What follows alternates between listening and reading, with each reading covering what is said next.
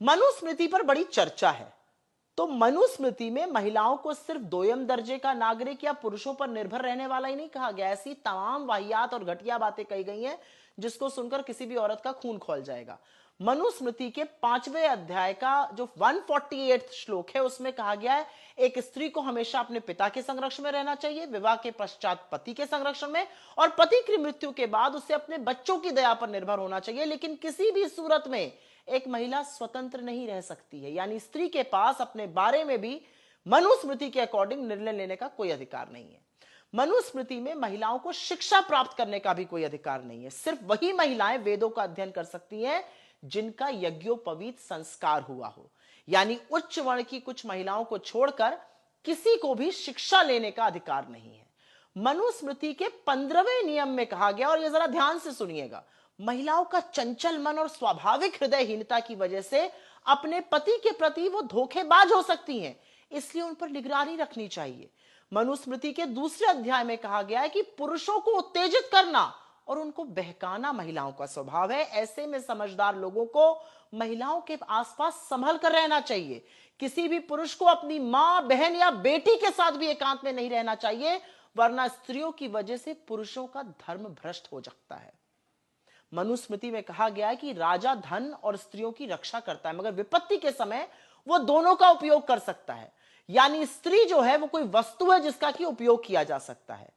इसी मनुस्मृति में यह भी कहा गया है कि महिला को अपने माता, पिता या पति की संपत्ति पर कोई अधिकार नहीं है। अगर वो धन अर्जित करती है तो धन उसके पति या पुत्रों को जाएगा। यदि स्त्री के भाई हैं तो उसे माता पिता की संपत्ति में कोई हिस्सा नहीं मिलेगा।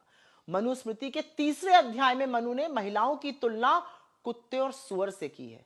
उसने उसमें कहा है कि जब ब्राह्मण भोजन करे तब उन्हें किसी सुअर, मुर्गे, कुत्ते, किन्नर या महिला जिसको पीरियड्स हो रहे हो उसको देखना भी नहीं चाहिए। 3रे अध्याय में यह भी कहा गया है कि उस महिला से विवाह ना किया जाए जिसके बाल और आंखें लाल हो, या एक ऐसी महिला जो नीच जाति की हो। मनुस्मृति के 11वें श्लोक में कहा गया है कि जिस स्त्री के भाई ना हो या जिसके पिता का कोई पता ना हो, उस लड़की से शादी करना भारी भूल होती है, उससे शादी नहीं की जानी चाहिए, जबकि बिना बाप के पुत्र से शादी करने में कोई दिक्कत नहीं है। और ऐसी मनुस्मृति के बचाव में कौन उतरा है? बीजेपी और आरएसएस के मुखपत्र ऑर्गेनाइजर ने तो हमारा संविधान बनने पे कहा था मनुस्मृति संविधान बनना चाहिए। इनके सबसे बड़े युग पुरुष सावरकर ने क्या कहा था? हमारा संविधान तो जो सबसे बड़ा स्क्रिप्चर है, जो वेदों के बाद आता है मनुस्मृति, वो होना चाहिए।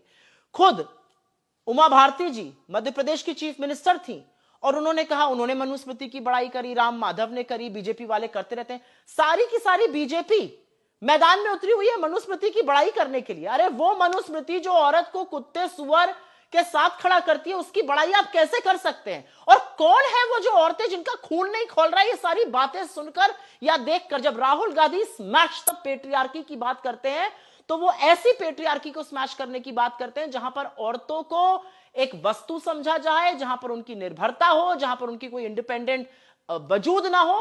उससे आपको दिक्कत नहीं है। और ये क्या बेवकूफी की बात है कि बाकी धर्मों की बात नहीं कर रहे हैं, मनुस्मृति की कर रहे हैं। आपको लगता है मनुस्मृति हमारा धार्मिक स्क्रिप्चर है? आपको लगता है मनुस्मृति हमारे लिए आराध्य है, हमें उसकी चर्चा की जानी चाहिए? भाई मनुस्मृति को बीजेपी वाले तो अपना संविधान बनाने को कहते हैं, तो उसी की चर्चा होगी ना। आपके अकॉर्डिंग तो जब राजा राम मनोहर रॉय सती प्रथा को खत्म कर रहे थे तो कुछ ऐसे लोग हैं जो उनसे कहते नहीं नहीं, पहले बाकी धर्मों में कुरीतियां ढूंढिए फिर यह खत्म होगी। जिस कुरीति के बारे में जब बात की जाए वो कम है।